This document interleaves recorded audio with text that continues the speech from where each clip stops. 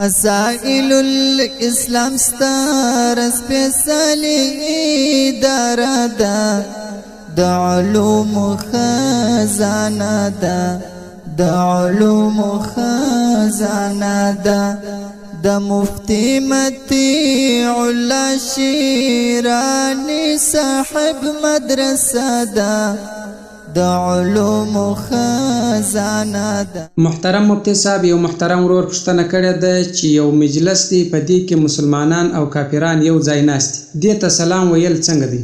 بسم الله الرحمن الرحیم. محترم وروره، د مسلمانانو د کافرانو د یو ځایوالي په ټیم کې که یو سړی راسي هغه یو ځای سره ناست وي مسلمانانو کافران، نو سلام ورته ویل جائز دی، ورته روا ده. اذا مررت بقوم بینهم کفار فانت بالخيار ان شئت قلت السلام علیکم یرید به المسلم. نو که چیرې رالی سلام ورته ووایه، اراده به دا وي چې مسلمان به دې په نیت کې چې مسلمان ته سلام وایم. فتاوای تاتارخانیه کتاب الکراهیت فصل اتم فی السلام اتلسم جلد 2 صفحه. والله اعلم.